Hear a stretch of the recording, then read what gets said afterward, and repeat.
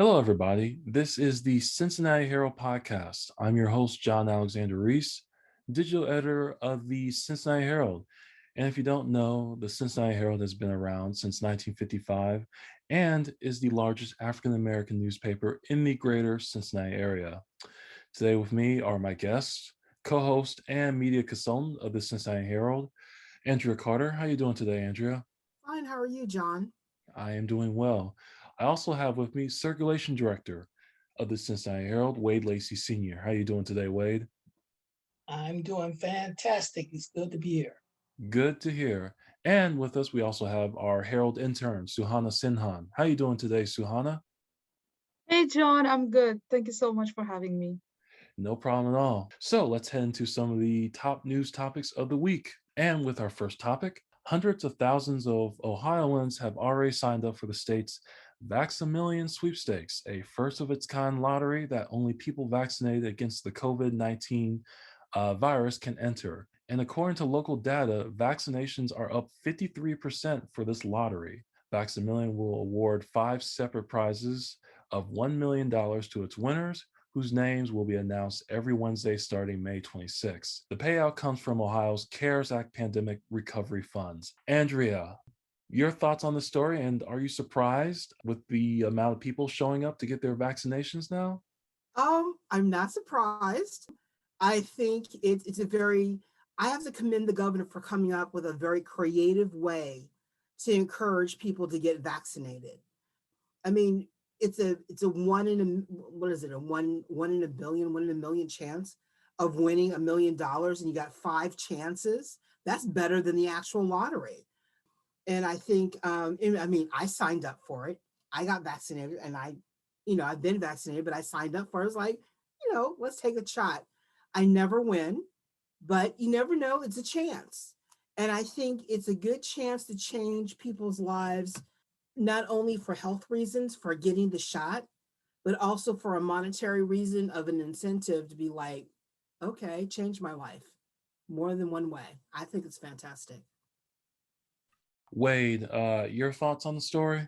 Like Ms. Carter, I wasn't surprised at all. I think we mentioned it last week, and I was pretty sure that would get the wheels rolling again in terms of what the governor was trying to do to stimulate some more people to sign up and go ahead and take the vaccine. Very creative. I'm sure his team spent a lot of hours on that one, but it accomplished what he hoped it would do. And so we'll see how it goes forward. Also, Suhana. Oh, go the ahead, Andrea. before Suhana talks, I think it's also a very creative way of getting around the HIPAA laws, because in there you agree to let them see your health information to verify if you've been vaccinated or not. Because the other way that they were going to do it, they were going to run into HIPAA laws where they did not have permission to check who had been vaccinated. So I think it's very creative and also very an ethical way to be able to give away some money and check on someone if they are the winner at the same time for health reasons. Yeah, that's a very good point. Suhana, your thoughts on this Vax-A-Million story? John, first of all, I'm finding it really hard to believe that it really exists. I thought, this is one of those propositions that government give out, but they don't do anything about it. But it's making me almost personally excited to see this lottery even happening.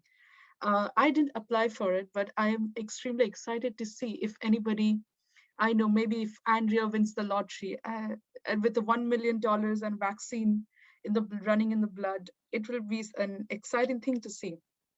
It's, I think, for all the people who were skeptical about the lottery itself, they must be having this new knowledge about. It must be fascinating in general to people that. Initially, many people must have thought it's a silly lottery, will probably not take in any returns. But now that it's happening, and it has, as Andrea mentioned, that it has increased the rate of vaccination a lot. But I think about 50%, 43%. I don't remember the number, but the increase in the vaccinators, that's the primary goal, and that's what we want. And as the goal is being achieved with the method which is almost fun to see. It makes this whole time really exciting. And I would like to, see that, few years later, when people make a record of this pandemic era, and somebody makes this small note in the history that, yeah, during pandemic in 2021, the governor of Ohio will get given a lottery like this to get people vaccinated. And today it sounds bizarre and it's interesting. I'm sure I want to see how people think and react to it more in the future. But for now, it's a great initiative, and I already like to congratulate the winners. So congratulations on your $1 million, everyone. Yes, indeed. And definitely good luck to the people who win. Okay, so moving on to our next topic. The House of Representatives passed legislation Tuesday to increase resources for investigating hate crimes, especially those targeting the Asian American and Pacific Islanders communities. The vote was 364 to 62 to pass the legislation, and it is now headed to President Joe Biden for his signature. The Senate previously passed the measure with overwhelming bipartisan support, 94 to 1. The COVID-19 Hate Crimes Act was introduced in March after a dramatic increase in the number of attacks and level of violence against the AAPI community following the emergence of the coronavirus, first detected in China. Andrea, your thoughts on this news story? I think it was needed because discrimination, even though we have discrimination laws that you're not supposed to discriminate against anyone, I think extra attention needed to be paid to the Asian community because of the long continual harassment of the community by the former president and his hanger-ons or wannabes, or I should say groupies, that are attacking the Asian community for no valid reason. Just because something started in China does not mean every Asian is the cause of a virus. I think that's warped thinking. It's wrong. I think it's sad that they had to pass a bill to address this issue when we already have laws in place addressing the issue. But sometimes you have to add a little more weight to kick somebody in the butt to not do something. Wade, your thoughts on this news story? Actually, I think it's a little embarrassing. As she just mentioned, we already have laws in effect. You have your civil rights laws, you have terrorist laws, you have all these things already in effect. And for them to be able to say, okay, well, we're going to take this particular fraction and say we're going to just make laws directly for them or to protect them when you've had over 400 years of crimes and atrocities done against the Black folks, but you can't make any provisions just for Black folks. So I think it's embarrassing. Sure, we hate what we see with any kind of discrimination and all that. But again, we already have those laws in place. If they would just enforce those laws, they would not have to come up with special laws for anyone. Suhana, your thoughts on this subject? John, being Asian studies student and also representative of the Asian community, being an Indian origin, this topic is very personal to me. It really bothers me. But and as Wade said, that this is embarrassing that a new law has to be enforced for a community's protection. But at least I'm happy that it didn't take another century for a minority group in America to get justice. I'm glad that didn't take a century. Moreover, the fact the I don't know how long and how many separate laws that we have to pass to make sure safety and well-being of every minority group in America. Uh, yeah, there was a long-term notion. When you step in the America, you pay. When as an immigrant you step inside America, you pay this American dream tax, which is not written in any law, but it is inherent understanding that hey, if you come to America and you decide to make a life for yourself, a little bit of hate and a little bit of racism is what you will have to tolerate, and that's a part of the bargain. You just try your best to stay safe.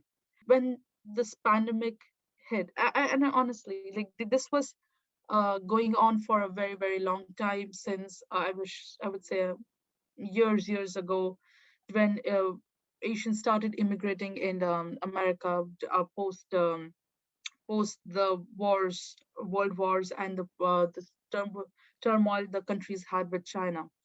Since the Asian immigrants entered for the railroad construction or the Great West movement, in any ways, there has always been, of course, in the last month, we have seen the in number of shootings and the increase in hate crimes that have been happening since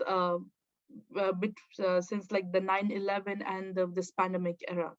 The numbers have been great. It has been huge, and so many TV shows that have come in to life now, like Fresh Off the Boat, have very passively tried to address this kind of issues that going on. And I don't know for how long the community has even been speaking about it. I should be happy that the government finally takes a notice of this hate and decides to take an initiative to control. But my words go out to the people who think it's all right to be so wrong to other person. You, a 90-year-old man was walking down the street and he was pushed on the road and he passed away. It makes me think that why would you need a ethnicity specific law to protect the person from walking down in the most democratic nation of the world? It makes me appalled thinking that there are people out there who think it's all right to hurt someone because you just can't tolerate thinking about their existence. And that's not fair. Nobody has a right out there, regardless of which constitution states. Actually, as a matter of fact, for human rights, the UN that tells us that we have human rights as every citizen in the world, it is wrong to spread such a hate. And I'm happy, I guess I am happy that the law has been passed, but I don't know after how many losses of countless people and so much humiliation of so many people, women, men, and children. I don't know how much we have seen to finally come up to this, but my great respect go out to the Asian community leaders out there who were so vocal this particular last year and this year. And usually the experiences of trauma and hate are wrapped under the carpet and never spoken or talked about, just with the fear of embarrassment, humiliation, or just simply by not being understood. This brings in so many topics of mental health and feeling the need of safety, law enforcement, psychologists, so many things that come under this broad topic of suffering and some form of abuse. And I am just glad that this time people and I think I should give a great thanks to Black Lives Matter movement that reignited this feeling among citizens in this country and people around the world that you can raise your voice. You can raise your voice when you don't feel things are right.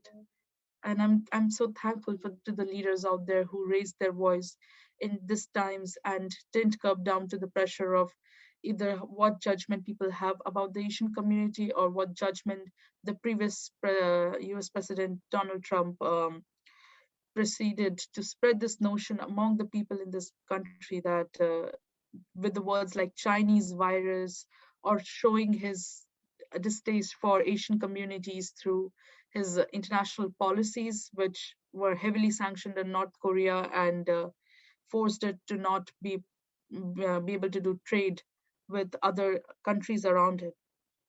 So in a way, this small change is a very big victory, and it almost assures people around the world that, oh, America actually doesn't ask for a dream tax. It is more than willing to notice and make space for its people. And that feeling as an Asian, as a person, as a non-citizen here, it makes me feel very assured. So, moving on to our next topic. The Fifth Third Foundation announced the recipients of the $1.2 million in grants for Black women-owned businesses and the organizations that serve them through the Innovation Meets Main Street boosting Black woman-owned business program that was announced in September 2020. The initiative was a partnership between Local Initiative Support Corporation and the Association for Enterprise Opportunity and was completely powered by Fifth Third as a part of a larger $8.75 billion pledge to support small businesses during the COVID-19 pandemic. Andrea, your thoughts on this news story? I just stop and think about that because there are so many initiatives out there addressing minority businesses that I was sort of kind of like, oh, great, another program or another grant.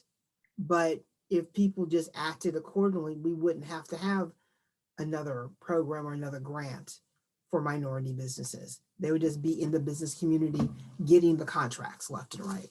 But I'm happy about it. I'm very, very happy about it. Wade, your thoughts? We saw this once before in the late 60s, early 70s, and when a lot of money was flooded into the minority communities to help assist businesses and all, when we went through that time after the civil rights movement and all. So I'm hoping that the women see this for what it is. Do not make the same mistakes that a lot of those businesses made during that time, where they got a lot of that money and I don't know if the correct term is to say misuse it, abuse it, but they didn't do the things necessary to make those businesses last long term. They had a whole lot of cash or money to do things with, and I would say the majority, truly the majority of them did not understand the magnitude of what was happening, what they could have done with those funds, and what they could have done, what they could have built going forward. And I would venture to say 90, maybe 90% of those businesses within 10 years were gone. So hopefully the women understand that this is the years, not the year, but the year of the woman, years of the woman for the next 10 years or so. There's going to be a lot of opportunity to help them move forward. And hopefully they won't make the same mistakes that were made in the past. Suhana, your thoughts on this news story? John, I feel women have grown into making so many significant contributions in history and today. And historically, we never felt women were equipped enough or were not capable enough. But with the changing of times and right education and social development and economic changes that have come into the place, we all are standing together here as one with the right resources that come out for the help of these people is what makes it wonderful. I feel it would have been really sad if there was no support out there and people were asked to figure their businesses and their lives out in this pandemic without any help or guidance. In terms of that, I feel Fifth Third has taken a great initiative in targeting minority women businesses.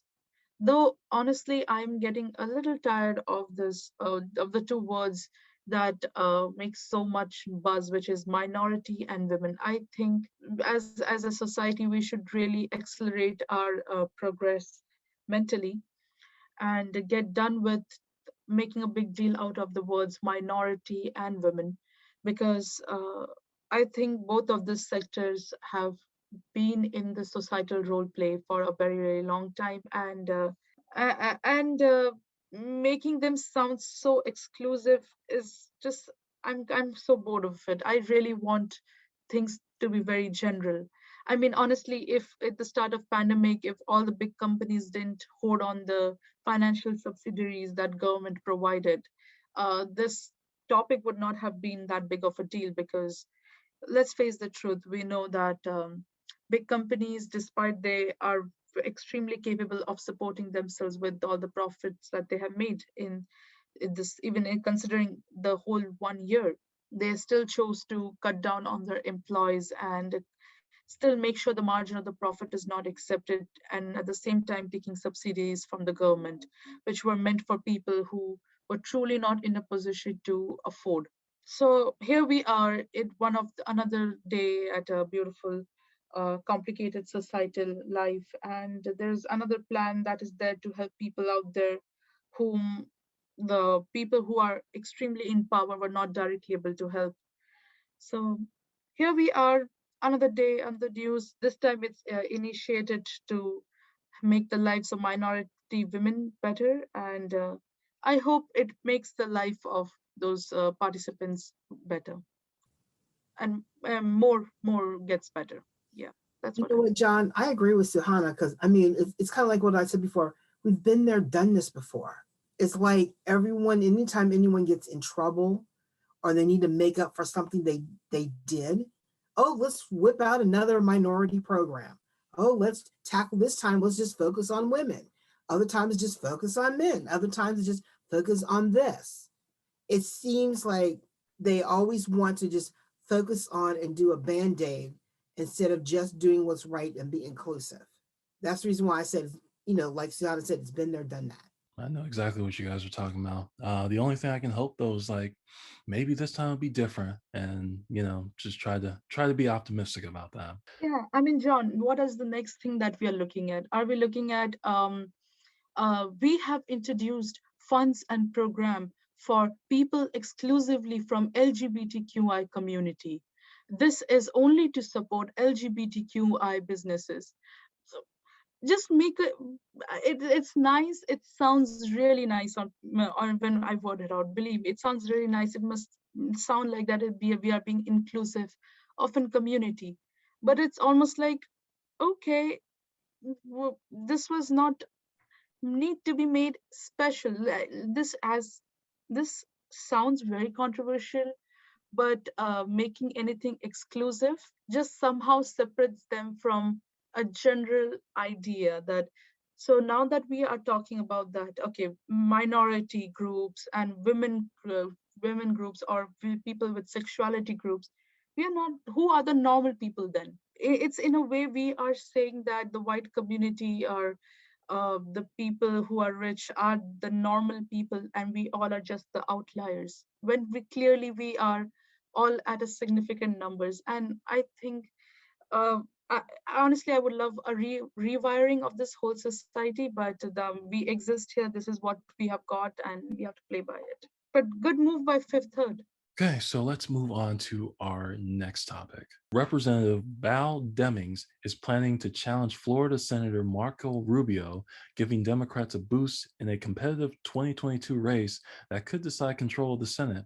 Demings gained national recognition as a House prosecutor in President Donald Trump's first impeachment trial and had been considering a run for governor in Florida. The Congresswoman was also considered a leading contender to be Joe Biden's running mate in the 2020 presidential race. Andria, your thoughts on this news story? I am so excited. I just, when I saw when the advertisement popped up on Facebook where she was looking for donations for her run, I was like, go ahead. She's a very dynamite woman. And I think she's going to give Mark Rubio a run for his money. I think everyone recognized that Rubio, he has not done well by Florida. He has not done well by the country. And I think she has a fight in her hand because it's Florida. But at the same time, Florida knows what's best for them and they will vote for what's best at times. And I think they might just, change and stand behind Valerie instead of Rubio. I'm very excited. I can't wait to see their first debate. Wade, your thoughts on this news topic? I too am excited about this. I think it's a good thing. I think it's a necessary thing. For so long, the political races with the Republicans and the Democrats, a lot of times they will just sit by and either not run someone or they will run someone that's a little lacking so that the favorite person will go ahead and win. They won't put up a opponent that is capable of beating that person because they play political favors. So I think it's good. I think it's time that more and more people step forward like this that are going to work for the people, that's going to work for the government, that's not afraid to say, okay, if you're not going to put somebody out there worthy to run for this position, I'll do it myself. So I think this is very good, and I hope we'll see more of this going forward. Suhana, your thoughts on this news story? I think, John, it has been a very politically exciting year. And this is one more a very exciting thing that we are seeing will happen in Florida this time. But the women candidate that has come for the race is not any lightweight politician out there.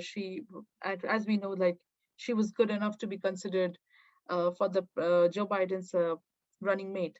In that case, I'm just excited. Though she didn't, I don't know, she didn't end up becoming a part of the presidential movement, but I'm sure if she wins in Florida, she will have people will have great time under the leadership of such a capable person, and I'm excited to see how it turns out. I wish her all the best for this victory. And now moving on to our final story of the day. President Joe Biden and administration officials have encouraged Prime Minister Benjamin Netanyahu and other top Israeli officials to wind down their bombardment of Gaza. Disclosure of the stepped up White House efforts comes as the Israeli and Palestinian death tolls mount and pressure grows on Biden to move more forcefully to stop the fighting. According to the Associated Press, at least 213 Palestinians and 12 people in Israel have been killed. Andrea, your thoughts on this topic?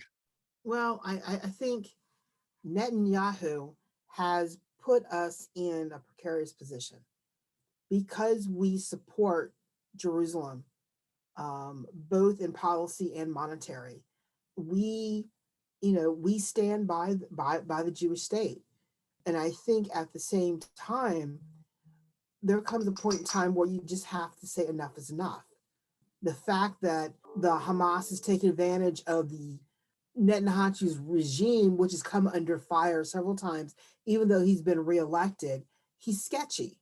And when you're sketchy, eventually something's going to erupt and cause problems. And here it is. And he's going to drag the allies into this situation where it shouldn't be happening. I think that the Jewish people, the more damage is done from this war, I think the more they're going to have to take stock on who's leading them, and you might see a government change. Wade, your thoughts on this story? This is a real tricky one because, like Andrea Carter was saying, that we are very, very big allies of Israel. And if you have any political aspirations or you're in some type of corporation, public figure in a corporation and everything, it's very deadly to speak anything against them. So we've been put in a very frail situation with this one. And this might be what defines the Biden administration for the next 4 years, what happens here. And I can't say too much on this, else I might be running for political office as the president of the United States. So I'll just leave it at that. That's good. Suhana, your thoughts on this story? I know you suggested it earlier, actually, so I'm very curious to hear your thoughts about this. So, John, the thing is, people like this whole Israel Palestine, it's the topic is as it's a bit complex. We think that it must be a centuries old conflict that has started from I don't know when, how many years ago, and now it's still there. It's actually very recent. This conflict took birth around 100 years ago, after the fall of Ottoman Empire and during World War One, and the conflict has the conflict since then. It has rose and changed its ways, and there were several wars between both the countries, and so many territories shifting from 1947 till now. That this 100 years things have changed have recently taken what is happening right now is a result of what has happened in this last 40-50 years. As US has a direct relation with the folks from Jerusalem, and we stand by them financially and sometimes militarily. Slightly complicated, but it's overall a human interest problem. I would just want the war to end, because, and you see, like John, it has been so many years that both the sides have compromised in fair share way, but it has not led to any proper resolution or solution. what bothers me the most at this time is not the conflict between the two countries. We have somehow like born in this time that I'm born in.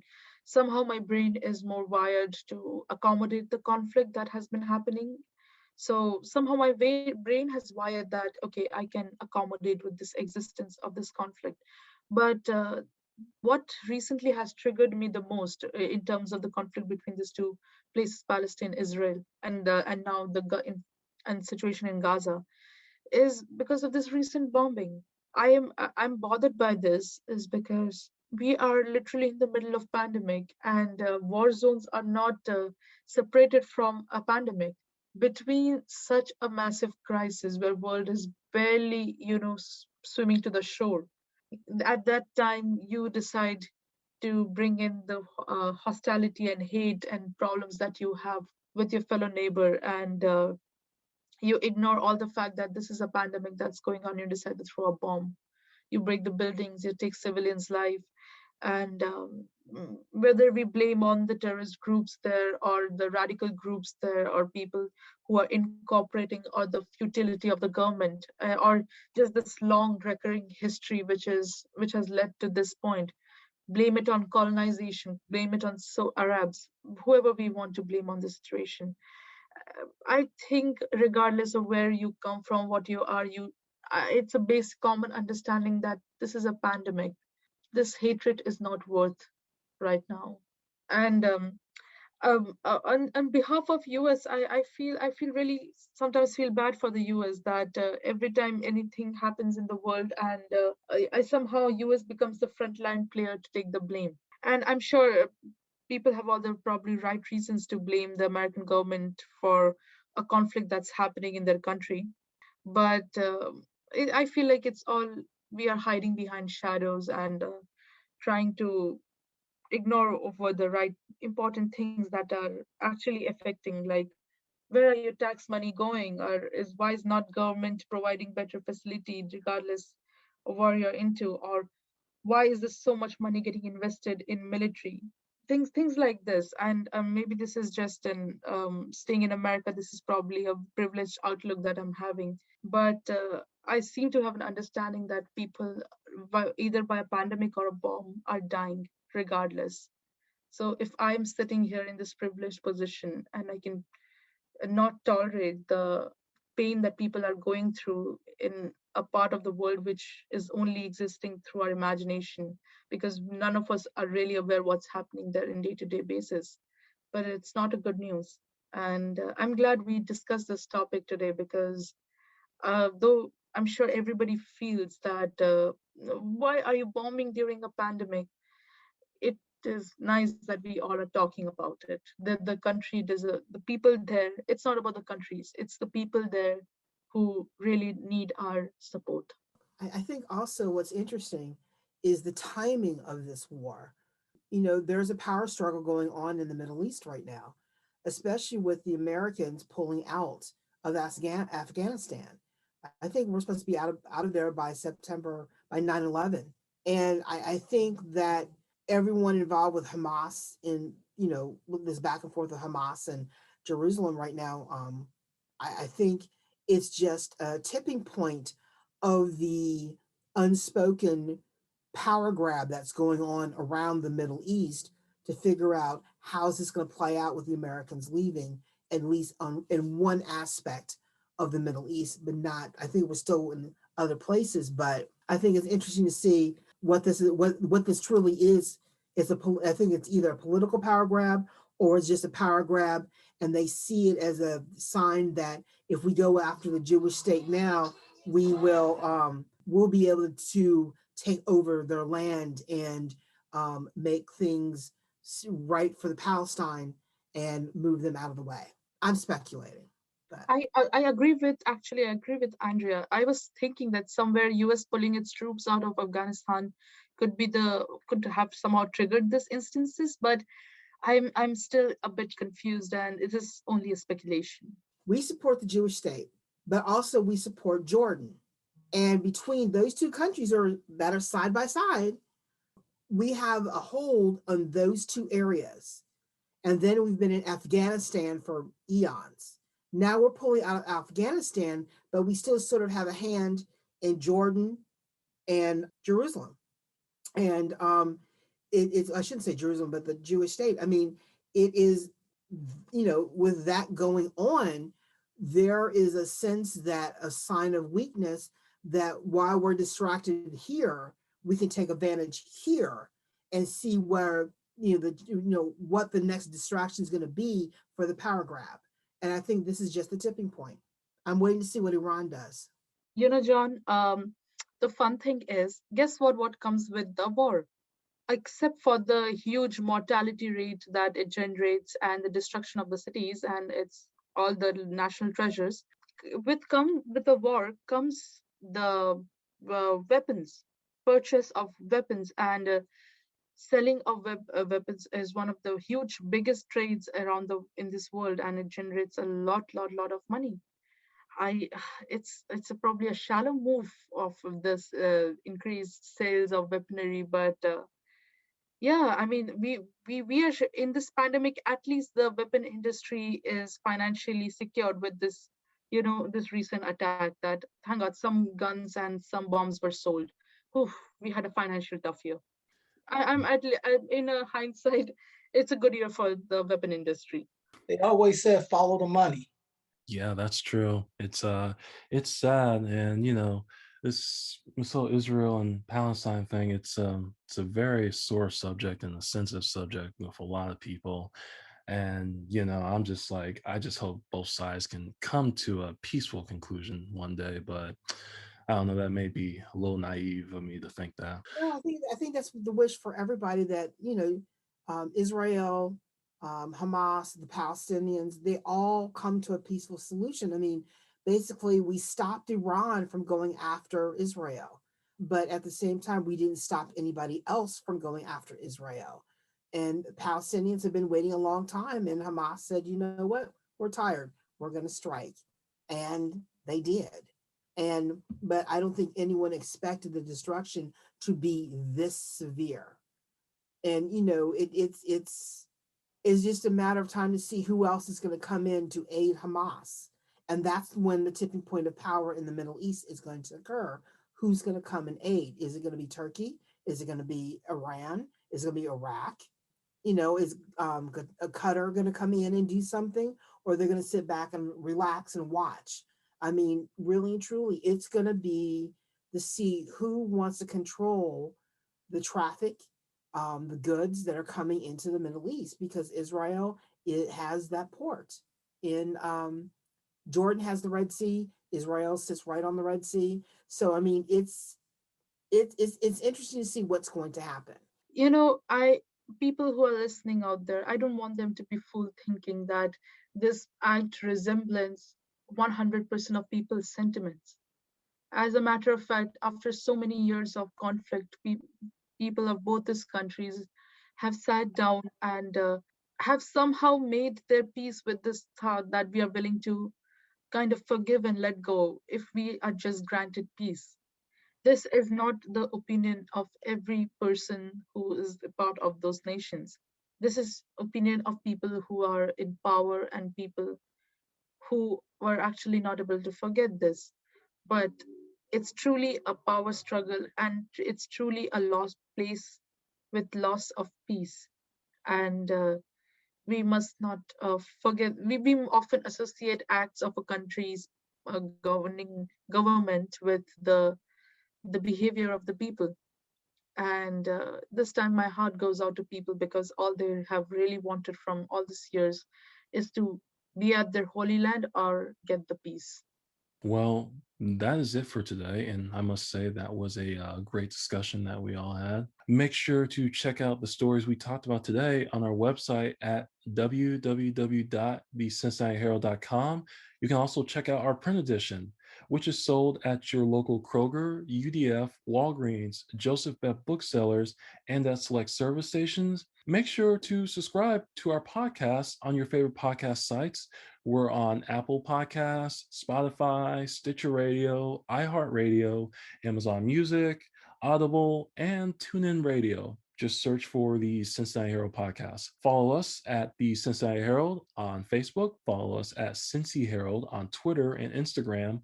Follow us on YouTube. Just search for the Herald TV. And you can also follow us on our TikTok channel. Just search for the Cincinnati Herald. And remember, folks, to get vaccinated so we can reach herd immunity. And if you're interested in Vax-A-Million, and who isn't interested in $1 million, you can enter your own name at ohiovax-a-million.com or call 1-833-427-5634. I want to thank our guests, Andria, Suhana, and Wade, for coming on today, guys. It was a very lively discussion. I'm John Alexander Reese, digital editor of the Cincinnati Herald, and have a good day.